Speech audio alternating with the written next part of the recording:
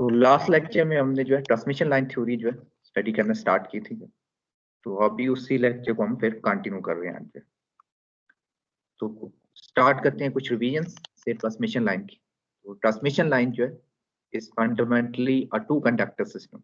तो उसके एक एग्जांपल जो है आपके पास ये कोएक्सियल है, एक centre conductor and outer conductor, और इन बिटवीन आपके पास एक डाइलेक्ट्रिक जो कि टेफ्लॉन होता है।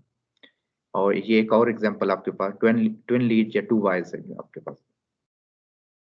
फिर हमने ये कहा कि ट्रांसमिशन लाइन जो है रिगार्डलेस ऑफ देयर शेप्स जो है उसके हम अगर स्कीमेटिक सिंबल से रिप्रेजेंट करना है तो सिंपली हम क्या करेंगे, टू वायर्स ड्रॉ करेंगे जैसे इस फिगर में शो किए गए। तो ये बेसिकली जो है कोएक्सियल लाइन को भी शो कर रहा है ये schematic symbol, two wire line को भी, as well as microstrip transmission line को। तो हमने कहा था जो हाई फ्रिक्वेंसी पे जो है सर्किट लेंथ जो है कंपेरेबल हो जाती है जो है आपके पास ऑपरेटिंग फ्रिक्वेंसी सी जो है आपके पास जो है उसकी वेवलेंथ के करस्पॉन्डिंग। एज अ रिजल्ट जो है आपके पास वेव फिनोमेना एग्जिस्ट करता है जो है। तो हमें wires are now part of circuit, तो हमें उनको ट्रीट करना है जो है, इसीलिए हमें बेसिकली ट्रांसमिशन लाइन थ्योरी चाहिए। तो हम कह रहे थे voltage both is function of both space and time, and current is a function again is a function of both space and time. So which mean that we are talking about the wave phenomena.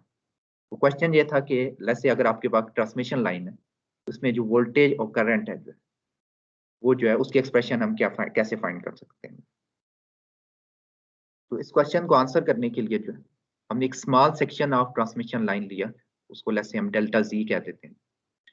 और उस small section of transmission line को जो है हम basically जो है model कर सकते हैं जो है ये जो स्मॉल सेक्शन है आपके पास जो है उसको जो है ये जो है आपके पास जो है उसको हम मॉडल कर सकते हैं जो है इससे जो है एक इसको हम कह सकते हैं इक्विवेलेंट सर्किट मॉडल या सर्किट मॉडल है उसका। और अगेन ये देखें ये डेल्टा जी को रिप्रेजेंट कर रहा है। तो कोई भी ट्रांसमिशन लाइन हो तो उसमें जो है एक series resistance and a series inductance and a shunt capacitance and shunt conductance, in four आपके पास जो पर यूनिट लेंथ जो है ट्रांसमिशन लाइन पैरामीटर या डिस्ट्रीब्यूटेड पैरामीटर इन्हें कहते हैं। तो ये फोर ट्रांसमिशन लाइन पैरामीटर अगर आपको पता हो जाए तो आप किसी भी लाइन को मॉडल कर सकते हैं। Obviously depending on line to line जो है ये ट्रांसमिशन लाइन पैरामीटर जो है उसको उसकी एक्सप्रेशन डिफरेंट हो सकती है जो है, लेकिन at the end nutshell जो है आपके पास ये फोर ट्रांसमिशन लाइन पैरामीटर ही जो है आपको चाहिए जो है किसी भी लाइन ट्रांसमिशन लाइन को करेक्टराइज करने के लिए। अच्छा, तो हमारे पास जो है ये basically per unit length parameters थे जो है, तो हमने इसमें जो है केसीएल और केवीएल अप्लाई किया फिर जो है, और उसकी मदद से जो है हमने ये टेलीग्राफ पर इक्वेशन डेवलप की। और ये बेसिकली अभी देखें कि फेजर फॉर्म में है। इसमें हमने देखा कि वोल्टेज ये फर्स्ट ऑर्डर डिफरेंशियल इक्वेशन है बेसिकली, जो वोल्टेज और करंट को पहले इक्वेशन रिलेट कर रही है और सेकंड इक्वेशन जो है करंट और वोल्टेज को रिलेट कर रही है। तो इसको हमने फिर सिंगल वेरिएबल में एक्सप्रेस किया था, और हमने क्या किया था कि एक इक्वेशन का डेरिवेटिव लेके let's say with respect to जी और सेकंड इक्वेशन सब्स्टिट्यूट कर दी थी। तो इस तरह फिर आपके पास वन डायमेंशनल जो है वेव इक्वेशन बन गई थी, जो कि एक सेकंड ऑर्डर जो है बेसिकली डिफरेंशियल इक्वेशन में, लेकिन इन सिंगल वेरिएबल या वोल्टेज में है जो है या फिर करंट में। इसका फिर हमने सोल्यूशन फाइंड किया, और सोल्यूशन जो आपके पास जो है ये था कि वोल्टेज जो है ये जो वोल्टेज है जो कि आपके पास between the two transmission line है, जस्ट टू कंडक्टर है जो वो आपके पास is a sum of two wave है जो है, एक forward travelling and backward travelling wave, and similarly current जो है is also a forward travelling and backward travelling current wave. तो ये इन दोनों क्वेश्चन का बेसिकली सोल्यूशन था जो, और यहाँ पे हमने जो गैमा है जो है जो यहाँ पे एक्सप्रेस हो रहा है जो ये गैमा जो ये आपके पास प्रोपगेशन कांस्टेंट था, जो कि अब इसलिए जो है कॉम्प्लेक्स नंबर है, और अल्फा प्लस जे बीटा जो है अल्फा रियल पार्ट है उसका और बीटा है उसका इमेजिनरी पार्ट है। अल्फा को हम अटेन्युएशन कांस्टेंट कहते हैं, बीटा को फेज कांस्टेंट। तो उसकी एक्सप्रेशन जो है जो गैमा किया जो है वो R plus G omega L time G plus G omega C whole square root था। और एक और चीज हमने डिफाइन की थी जी नॉट जो है, जो कि कैरेक्टरिस्टिक इंपीडेंस कहलाती है। ये ट्रांसमिशन लाइन का कैरेक्टरिस्टिक पैरामीटर है जो वंस लाइन इज फैब्रिकेटेड जो है कोई भी कोएक्सियल लाइन आप लें जो है आपके पास फंडामेंटली जो है it was a ratio of forward travelling voltage wave and forward travelling current wave. But सा कम्प्लेक्स नंबर है जो है, ये जी पे डिपेंडेंट नहीं है आपके पास जो है, किसी भी पॉइंट पे ये यूनिक नंबर है और everywhere in on the transmission line जो है ये एक ही नंबर होगा। तो उसकी एक्सप्रेशन जब हमने फाइंड की तो वो जो है R plus G omega L divided by G plus G omega C whole square root है। तो ट्रांसमिशन लाइन गैमा में ये दोनों आइडेंटिटीज मल्टीप्लाई होकर स्क्वायर रूट हो रही हैं और जी नॉट में डिवाइड होकर स्क्वायर रूट हो रही हैं। ये हमने चीजें जो है पिछली क्लास में देखी थी। और फाइनली ये समरी है बेसिक ट्रांसमिशन लाइन फार्मूला की जो है कि ट्रांसमिशन लाइन पे जो वोल्टेज ऑफ करंट है is a sum of forward travelling and backward travelling voltage and current waves respectively. और प्रोपगेशन कांस्टेंट जो है मैं बता चुका हूँ कि ये आपके पास R plus G omega L time G plus G omega C whole square root और जी नॉट जो है is given by this expression. But usually हम जो है जी नॉट जो है प्रैक्टिकल स्पीकिंग जो है हम उसको रियल कंसिडर करते हैं, क्योंकि प्रैक्टिकल लाइन में जो है ये ओमिक लॉसेस आर जो है और जो है जी जो होता है जो आपके पास जो है जो लीकेज करंट की वजह से लॉसेस हैं वो जीरो होते हैं। तो एज अ रिजल्ट जो है हम जी नॉट को टिपिकली रियल लेते हैं और which is given by L by C whole square root है। और लैम्डा जो है जो कि वेव ट्रेवल कर रही है आपके पास जो है उसके जो है जो वेव लेंथ है या गाइडेड वेव लेंथ जैसे हम कई दफा कहते हैं वो is given by 2 pi by beta. और वेव जिस वेलोसिटी से ट्रेवल कर रही है जो है ऑन द कोएक्सियल लाइन और any transmission line is given by 1 by L C square root L C whole square root. अच्छा, तो यहाँ तक हमने चीजें ये कवर की थी जो। अच्छा, जो टाइम डोमेन में आपके पास हमने जो फॉरवर्ड वोल्टेज है जो है आपके पास जो है उसकी एक्सप्रेशन जो है ये भी हमने लास्ट टाइम निकाली थी। तो आपके पास exponential of minus alpha Z cosine omega T minus beta Z plus five है।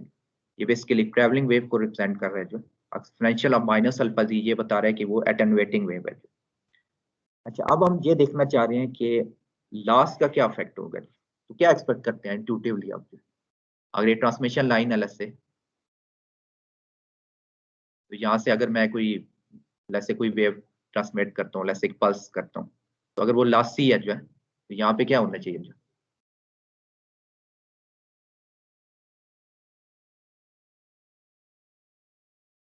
आउटपुट एंड पे क्या होगा जो अगर वो लॉसी है तो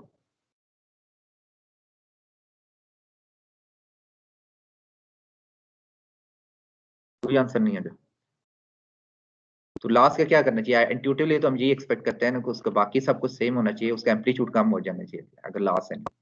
अच्छा, लेकिन जो है प्रैक्टिकली जो है आपके पास जो है ना सिर्फ उसका एम्पलीट्यूड कम होता है जो है, जैसे अगर आपकी ट्रांसमिशन लाइन है, आप जैसे यहाँ से एक इस इनपुट एंड जैसे ये इनपुट एंड है और जैसे ये आउटपुट एंड है जो, तो आप यहाँ पे अगर एक पल्स भेजते हैं जो है तो देखिए जब आउटपुट एंड पे जो है ना सिर्फ वो अटेन्यूएट हुई है जो है, लेकिन एट द सेम टाइम जो है उसकी शेप भी डिस्टार्ट होती है जो। ये बेसिकली जो है ये फिर दो फिनोमेना होते हैं कि losses cause attenuation in the signal level as well as distortion. तो इसका डिस्टॉर्शन का मतलब ये है कि पल्स जो है उसकी शेप चेंज होगी है और वो एक तो ब्रॉडर होगी है जो है और ऊपर जो है उसके जो राइजिंग और फॉलिंग एजेस हैं जो है वो बेसिकली जो है अब जो है वो देखें जो है वो राइज और फॉल टाइम भी अफेक्ट हुआ है और वो ब्रॉडर होगी है जो। तो ये जो है अब क्वेश्चन यहाँ पे पोज किया जा सकता है कि डिस्टॉर्शन फिर किस वजह से हो रही है। कोई गैस जो है एटेन्युएशन क्या, ये तो चले हमें पता था कि चले एटेन्युएशन तो होनी ही चाहिए जो है ना कि लॉस है जो। डिस्टॉर्शन ये वेव ये शेप खराब क्यों हो रही है जो।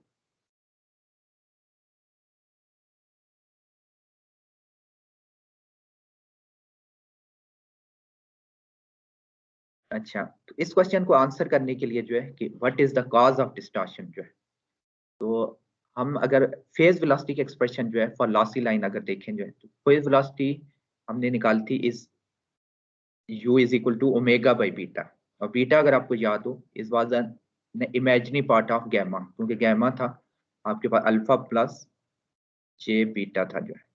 तो जो इसका इमेजिनरी पार्ट ऑफ अगर आप गैमा लें जो है तो वो बेसिकली जो है वो बीटा है जो कि ये पार्ट है आपका।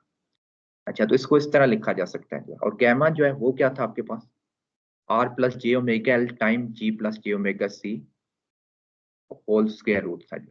यहाँ से अगर आप गौर करें जो है कि फेज वेलोसिटी जो है is basically it dependent on this omega. तो अनदर वर्ड हम ये कह सकते हैं कि phase velocity is a function of frequency.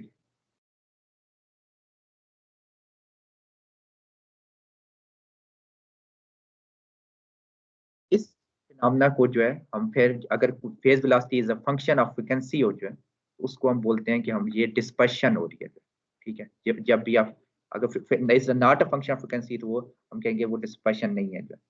और डिस्पर्शन की वजह से हम कह रहे हैं कि डिस्टॉर्शन हो रही है। क्या कोई रिलेट कर सकता है कि अगर phase velocity is a function of frequency हो जो है तो उसकी वजह से डिस्टॉर्शन क्यों होगी? क्या चीज ऐसी चेंज हो जाएगी कि फंक्शन ऑफ फ्रीक्वेंसी होने से क्या डिफरेंट आ गया? आज कोई आंसर नहीं दे रहे, पता नहीं जो है ना, कोई आवाज आ भी रही है कि तो शक हो गया मुझे। Sir lambda. लेमडा से नहीं, हम ये देखना चाहते हैं कि u is a function of frequency. तो अगर फंक्शन ऑफ फ्रीक्वेंसी जो है अगर आपके पास है वेलोसिटी तो उससे ऐसा क्या होगा कि आपके पास डिस्टॉर्शन हो जाएगी? लेमडा से क्या ताल्लुक है उसका, यानी कि कुछ, यानी कि उसका रीजन क्या होनी चाहिए था? लेट्स से मैं आपको इधर एक एग्जांपल देता हूँ। जैसे हमने एक पल्स थी जो है ये इनपुट पे थी और यहाँ पे आउटपुट पे हमने देखी तो वो लेट्स से वो डिस्टार्टेड, एक एटेन्यूएटेड थी और डिस्टार्टेड थी जो।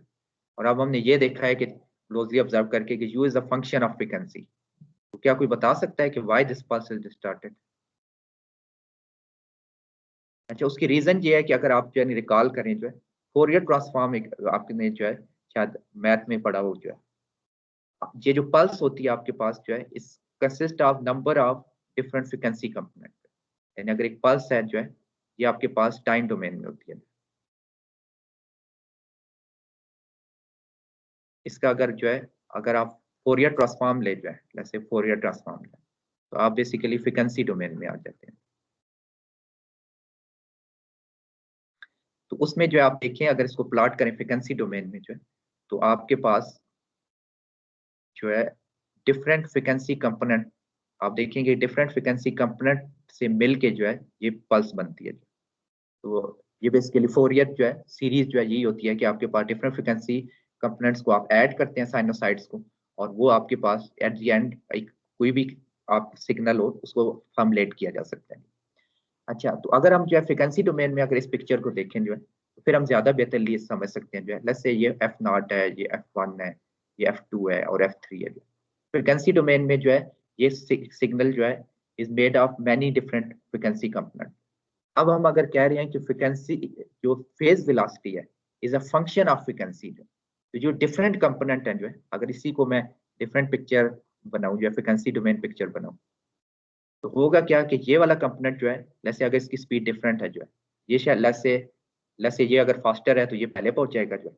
ये वाला जो कंपोनेंट है इसकी स्पीड अगर डिफरेंट है वो डिफरेंट जगह वो डिफरेंट टाइम लगाएगा जो है। इस तरह अगर फ्रिक्वेंसी यानी ये जो है इट अनडिजायर्ड जो है कि आपके पास जो velocity as a function of frequency हो क्योंकि डिफरेंट कंपोनेंट फिर डिफरेंट वेलोसिटी से यहाँ पहुंचेंगे और यही जो है आपका काज है बेसिकली डिस्टॉर्शन का। तो आइडियली हम ये चाह रहे होते हैं कि डिस्पर्शन ना हो जो है, ठीक है, ये अनडिजायर्ड है जो है कि phase velocity we want that phase velocity is not a function of frequency. तो डिस्टॉर्शन की दो फंडामेंटल रीजन होती हैं जो है। एक रीजन मैंने बता दिया जो है कि phase velocity is a function of frequency जो है, ठीक है, जिसको हम डिस्पर्शन भी कह रहे हैं। एक और रीजन जो है हो सकती है कि अटेन्युएशन कांस्टेंट जो कि अल्फा था जो है it's also a function of frequency. तो उससे फिर ये होगा कि आपके पास डिफरेंट फ्रीक्वेंसी कंपोनेंट जो है वो फिर डिपेंडिंग ऑन फ्रीक्वेंसी डिफरेंट तरीके से अटेन्युएट होंगे और उससे भी फिर डिस्टॉर्शन होगी। अच्छा, तो अगर हम फिर यहाँ पे ये क्वेश्चन आता है कि क्या एक ऐसी ट्रांसमिशन लाइन हम बना सकते हैं जो कि डिस्टॉर्शन लेस हो? अच्छा, ये आपने ये इसका वो अपने म्यूट माइक ऑफ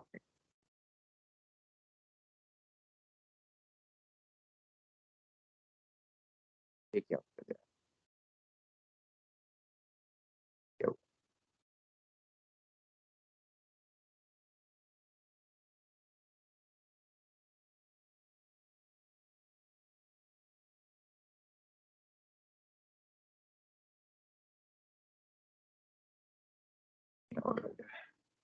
अच्छा होपफुली ये मसला हल हो गया, पता नहीं पीछे से वो कैसे चल पड़ा था। अच्छा सो हमारे पास जो है, हमारा क्वेश्चन ये था कि डिस्टॉर्शन लेस लाइन जो है वो हम कैसे बना सकते हैं। तो ऑब्वियसली जो है हमें फिर जो है डिस्टॉर्शन लेस बनानी है जो है, तो उसके लिए ये दो कंडीशन हमें मीट करनी है। फर्स्ट जो है कि अल्फा और बीटा पे भी दूसरी बेसिकल कंडीशन है, alpha is independent of frequency, तो alpha should be a constant जो है, ये function it should be not be a function of frequency. और जो बीटा है आपके पास जो है, क्योंकि अगर याद करें कि you is depend on beta जो है, तो इन फैक्ट जो है बीटा पे अगर हम कंडीशन लगा रहे हैं तो आपके पास जो है वो फेज इनडायरेक्टली वो फेज वेलोसिटी पे कंडीशन है जो, तो beta is a linear function of omega. ठीक है, लीनियर फंक्शन जो है उसका फायदा ये होगा कि अगर वो ओमेगा से डायरेक्टली प्रोपोर्शनल है तो ये ओमेगा कट जाएंगे जो है, तो वो आपके पास वो उसके जो है फ्रीक्वेंसी डिपेंडेंस नहीं हो जाएगी। अच्छा तो इसको हम अचीव कैसे कर सकते हैं जो है, तो उसके लिए जो है हम गैमा की एक्सप्रेशन अगर देखें जो, तो गैमा ये था आपके पास अल्फा प्लस जे बीटा जो है, तो अब हम ये चाहते हैं कि alpha is independent of frequency and beta is a linear function of frequency. यहाँ पे मुझे कोई बता सकता है कि ये क्या हो रहा है जो है, दोनों फ्रीक्वेंसी डिपेंडेंट हैं कि नहीं, और क्या वो लीनियर फंक्शन है कि नहीं इस करंट फॉर्म में जो।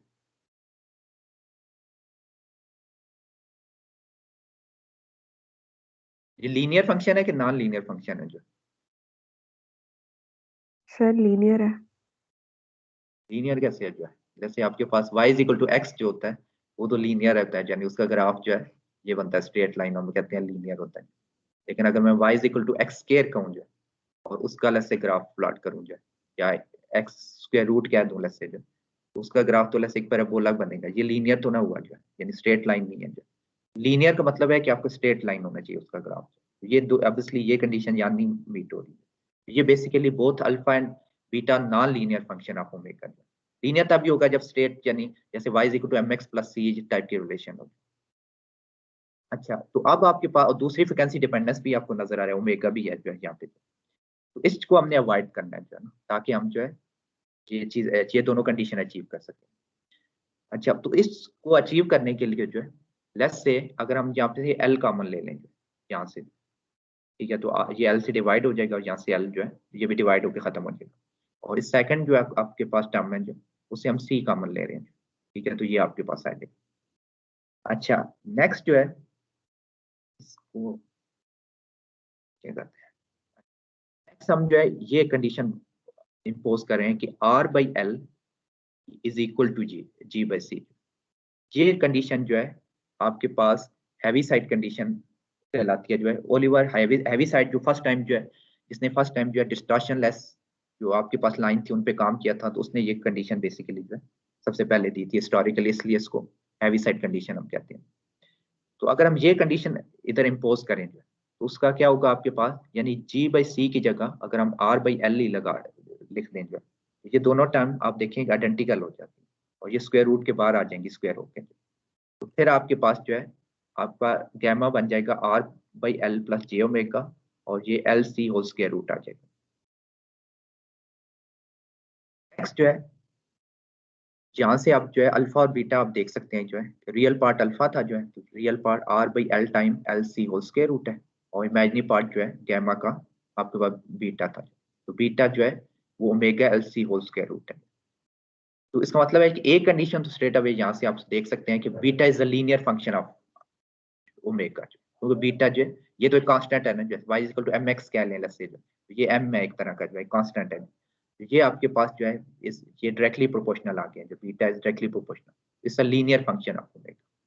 तो ये एक कंडीशन हम चाह रहे थे वो मीट हो गई है by imposing this Heaviside condition. अच्छा इसको जरा हम थोड़ा डिटेल में देख लेते हैं जो, अच्छा इसमें अगर हम r by L let's say inside the square root लेके जाना चाहें तो क्या करेंगे जो बाय द वे, कैसे को ले भी जा सकते हैं कि नहीं,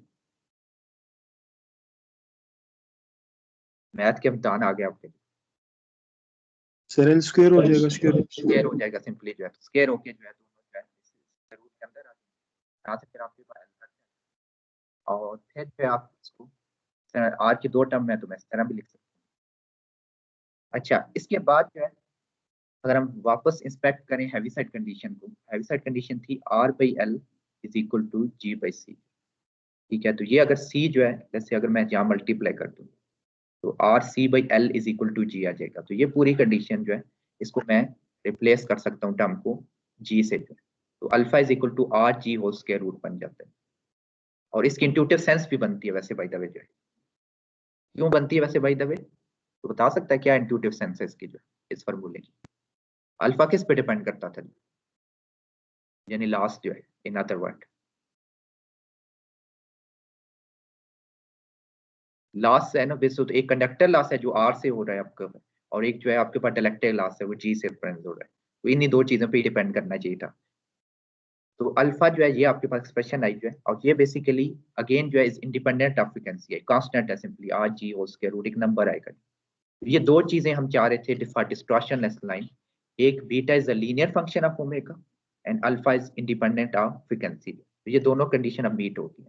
यहाँ से आप ये देख सकते हैं कि बीटा जब लीनियर फंक्शन ऑफ ओमेगा है, तो यू चूंकि phase velocity omega by beta थी जो, तो अगर बीटा की ये एक्सप्रेशन आप सब्स्टिट्यूट करें आप जो है, तो ओमेगा कट जाएगा, तो 1/LC स्क्वायर रूट, ये भी अगेन एक कांस्टेंट है जो, तो इसका मतलब है कि आप phase velocity is not a function of frequency, यहाँ पे डिस्पर्शन नहीं हो रही।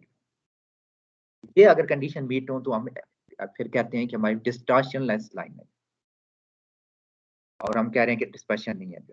अच्छा, तो what about the characteristic impedance जो है, डिस्टॉर्शनलेस लाइन में कैरेक्टरिस्टिक इंपीडेंस क्या होगी?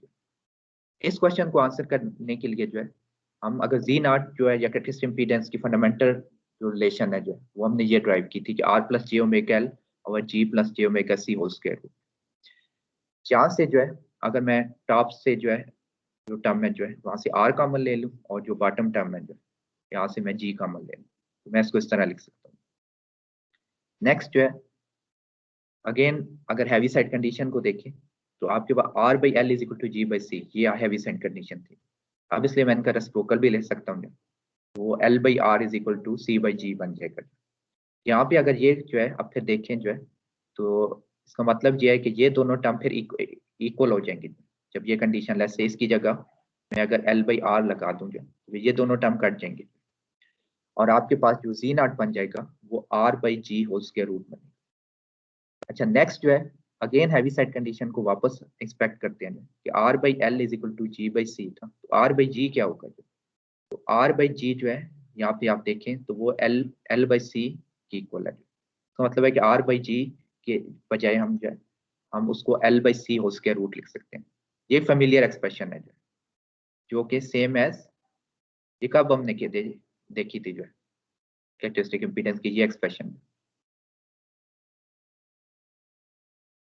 लॉसलेस लाइन के लिए। ठीक है, अभी थोड़ी देर पहले लॉसलेस लाइन में हमने कहा था ना आर और जी जीरो हो जाएंगे, जो जी ओमेगा कट जाएगा वही आ जाएगा जी नॉट एल बाई सी हो स्क्वायर।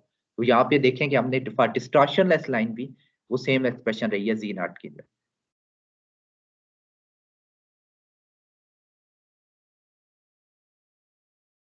ये आपके पास समरी है जो है, तो हमने जो है जनरल जो है जो आपके पास अगर लासी ट्रांसमिशन लाइन है जो है, उसमें प्रोपगेशन कांस्टेंट जो है R plus G omega L time G plus G omega C whole square root होता है, और जी नॉट जो है is again a complex number R plus G omega L और G plus G omega C whole square root है। लेकिन for most practical cases हम इसको रियली ज्यादातर कंसिडर कर रहे होते हैं। लास्टलेस लाइन में क्या होगा जो है, क्या चीजें जीरो होगी, तो बता सकता है कोई जो?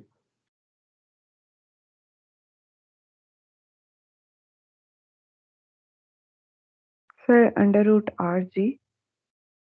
ठीक है, आपके पास आर जीरो हो जाएगा, लॉसलेस में आर जीरो हो जाता है। ठीक है, रेजिस्टेंस यानी नहीं होती, हम कहते हैं जैसे कंडक्टर आपके पास परफेक्ट इलेक्ट्रिक कंडक्टर, और जी जो है वो भी जीरो हो जाएगा। हम कहते हैं कि डाइलेक्ट्रिक जो है आपका परफेक्ट, आप लॉसलेस डाइलेक्ट्रिक है तो जी जीरो है। लॉसलेस लाइन का हम क्या मतलब ये लेंगे कि आपके पास आर जीरो है और जी जीरो है। और अब इसलिए अगर यहाँ ये कंडीशन आप यहाँ पे लगाएं, इसको जीरो करें, यहाँ जी जीरो करें, तो आपके पास ये जे ओमेगा एल सी ओ स्क्वायर रूट आ जाता है। तो उसका मतलब ये है कि आपके पास अल्फा जो है जीरो है जो है, और बीटा जो है वो आपके पास ओमेगा एल सी ओ स्क्वायर रूट है। तो लॉसलेस लाइन में एज एक्सपेक्टेड अल्फा जीरो होना चाहिए। तो और जो जी नॉट जो है वो ऑब्वियसली आर और जी जीरो करें तो ये जे ओमेगा कटेंगे जो है, और आपके पास जो है एल सी ओ स्क्वायर रूट था। और आज हमने जो है डिस्टॉर्शनलेस लाइन स्टडी की है, उसमें हमने देखा है कि alpha was given by R G whole square root जो है, और बीटा जो था वो सेम एक्सप्रेशन थी जो कि जो लॉसलेस केस के लिए जो है वो आपके पास omega LC whole square root है।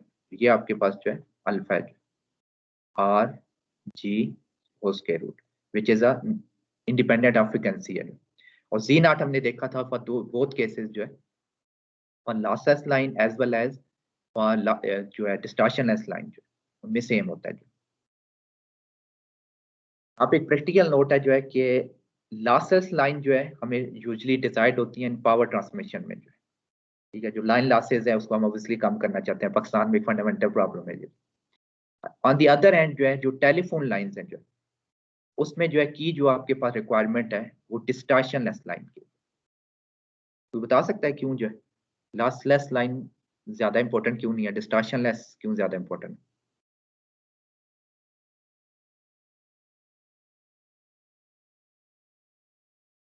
सर आप Potential- एक बूस्टर होती है ना, वोल्टेज आप ज्यादा कर सकते हो, ठीक है, वो दरमियान में जी, वो आप तो ज्यादा कर सकते हो। सिग्नल डिस्टॉर्शन, मतलब डिस्टॉर्शन से तो वो खराब होएगा ना, सिग्नल ही खराब हो जाएगा।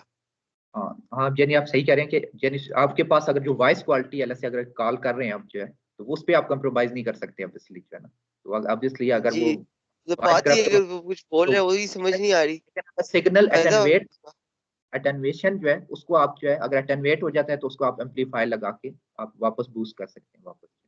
तो ये जो है बिल्कुल अनडिजायरेबल है कि डिस्टॉर्शन लेस लाइन जो है क्योंकि टेलीफोन लाइन में नहीं चल सकती आपके पास। तो हमारे पास जो डिजायर्ड ये है कि डिस्टॉर्शन लेस लाइन। अच्छा, तो आज का जो हम इस लेक्चर को फिर कंक्लूड करते हैं जो है with the with these two concept question. तो आपने मुझे बताना है कि ट्रू है कि फॉल्स है। तो पहला जैसे पहले पे गौर करें, a lossless line is a distortionless line. True है कि फॉल्स है? सर फॉल्स ही होगा अभी। False है sir.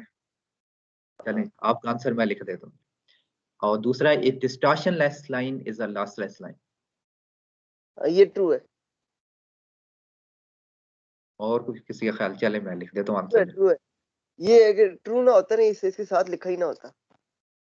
अच्छा तो चले जो है, अच्छा अब जो है इस पे गौर करते हैं जो है ना कि वहाँ कि ये आंसर सही है कि नहीं। जो हमने कह रहे हैं कि lossless line is a distortionless line, ठीक है। लॉसलेस लाइन में क्या होता था, पीछे वापस जाते हैं जरा देखते हैं, इसको जरा इरेज करते हैं। अच्छा, लॉसलेस लाइन में देखें जो है आपके पास अल्फा जो है 0 है जो है, ठीक है। तो इंडिपेंडेंट ऑफ फ्रीक्वेंसी है कि नहीं ये जो कांस्टेंट है, 0 है जो है, तो फ्रीक्वेंसी पे डिपेंड तो नहीं कर रहा, जो जो मर्जी फ्रीक्वेंसी वो 0 ही रहना है। और आपके पास जो है व्हाट अबाउट बीटा जो है it's a linear function of frequency. तो इससे क्या लग रहा है कि ये जो लॉसलेस लाइन डिस्टॉर्शनलेस लाइन है कि नहीं? जैसे क्या ख्याल है आपका?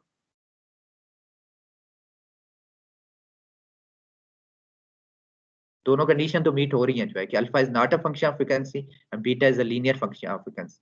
तो इसका मतलब ये है कि ये जो है पहली स्टेटमेंट जो है आपके पास ट्रू थी जो है कि आपके पास lossless line is a distortionless line. On the other hand जो है अगर आप इसका रिवर्स क्वेश्चन जो था आपके पास जो है